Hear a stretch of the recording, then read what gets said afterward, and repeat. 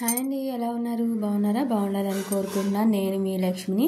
యాక్చువల్గా మనకి విజయవాడ సైడ్ అయితే ఎవరికి తెలియదు, కానీ ఇటు తెలంగాణ సైడ్ ఇటు సైడ్ అయితే మాత్రం అందరూ కూడా మన నవరాత్రుల టైంలో ఆ 9 రోజులు వీళ్ళు బతుకమ్మ సెలబ్రేషన్స్ అయితే చేసుకుంటూ ఉంటారంట.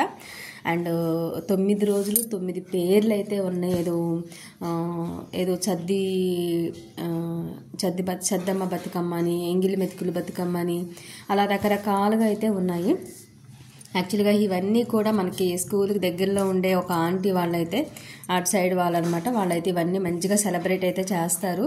సో ఇంకా నేను దానికోసం అయితే నేను తమ్ముడు వాళ్ళ దగ్గరికి అయితే వెళ్దామని అయితే ప్రిపేర్ అయ్యాను. బట్ అన్ఎక్స్పెక్టెడ్ రీజన్ వల్ల రిటర్న్ బ్యాక్ వచ్చేసి ఇక్కడ వీళ్ళ దగ్గర అయితే నేను తీస్తూ ఉన్నాను అనమాట.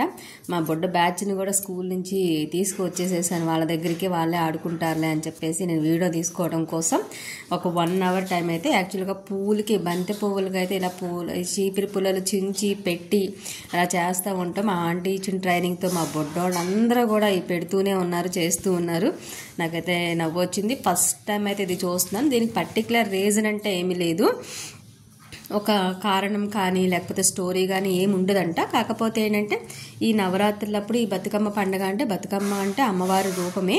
సో ఆడవాళ్ళు అనేవాళ్ళు అమ్మవారిలాగా అలంకరించుకుని, ఉన్న బంగారాలన్నీ పెట్టుకుని మంచిగా అందంగా అలంకరించుకుని పువ్వులతో ఆ బతుకమ్మని ఒక్కొక్క రోజు ఒక్కొక్కసారి, కొంతమంది కొన్ని ఊళ్ళల్లో ఒక్కొక్క రోజు అయితే సెలబ్రేట్ చేసుకుంటూ నదిలో అయితే ఇలా ఆ బతుకమ్మలు రెడీ చేసిన తర్వాత అందరూ కలిసి ఇలా ఆటలు ఆడి వాటిని ఇలా తల మీద పెట్టుకుని తీసుకువెళ్ళి నదిలో కానీ కాలువలో కానీ అయితే కలుపుతారంట. ఇదైతే నేనైతే షేర్ చేసుకుంటున్నాను. Please watch.